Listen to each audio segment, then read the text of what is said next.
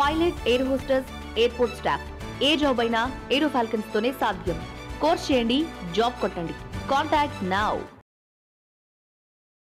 Hi, hello, నమస్తే. నేను మీ Monika. Welcome to BLM studios. ఈరోజు మనం మాట్లాడుకోబోయే విషయం ఏంటో తెలుసా? బాగా చల్లగాలులు ఉన్నాయి.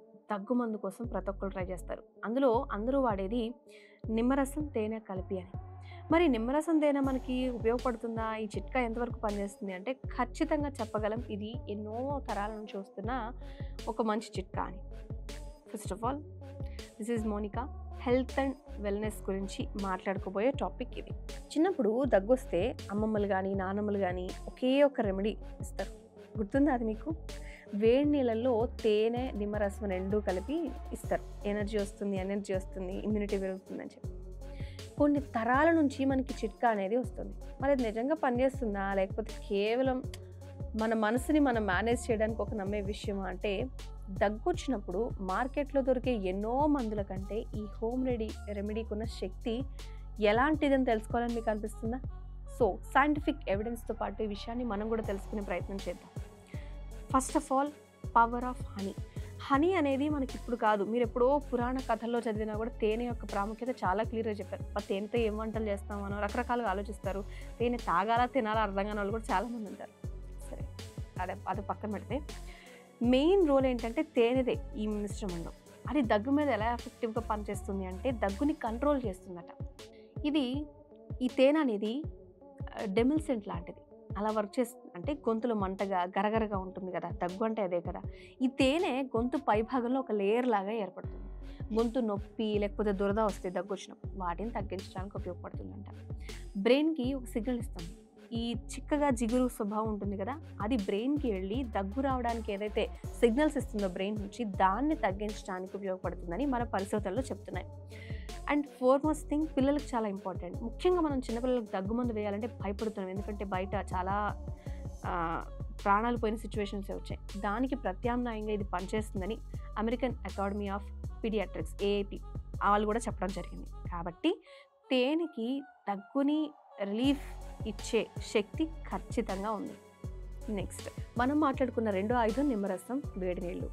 మరి దీనికి నిమ్మరసం, వేడి నీళ్ళు ఎందుకు కలుపుతున్నాము? డైరెక్ట్గా తేనె అంత మంచిదైతే అదే తాగొచ్చు కదా అంటే, మనందరికీ తెలుసు విటమిన్ సి అంటే గుర్తొచ్చేది నిమ్మకాయ. దానిలో చాలా విటమిన్ సి లెవెల్స్ ఎక్కువగా ఉంటాయి.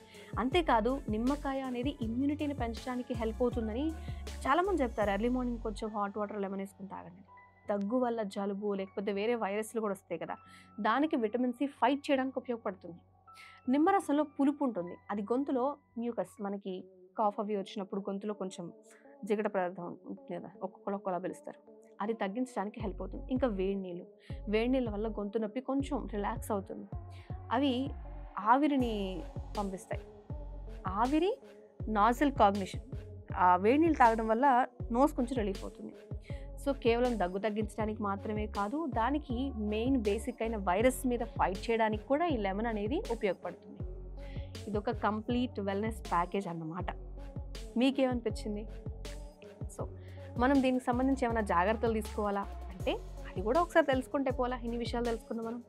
ఈ నిమ్మరసం, తేనె కలిపి నీళ్లు తాగైతే దగ్గుకి చాలా అద్భుతమైన హోమ్ రెమెడీగా పనిచేస్తాయి అనడంలో ఎలాంటి సందేహం లేదు. అయితే కొన్ని జాగ్రత్తలు కన్ఫర్మ్గా తీసుకోవాలి. ఫస్ట్ ఆఫ్ ఆల్, 1 సంవత్సరంలోపు పిల్లలకి మీరు ఇది ఇవ్వకూడదు. ఎందుకంటే ఈ తేనెలో క్లోస్ట్రీడియం బోటులినం అనే ఒక బ్యాక్టీరియా ఉండే అవకాశం ఉంటుంది. ఇదేమవుతుంది, 1 సంవత్సరంలోపు పిల్లలకు కనుక మీరిస్తే ప్రాణాలనే ఇబ్బంది పెట్టే పరిస్థితి వస్తుంది. కాబట్టి చిన్న వయసు ఉన్న పిల్లలకు మాత్రం ఈ తేనె అనేది మీరు ఇవ్వకూడదు.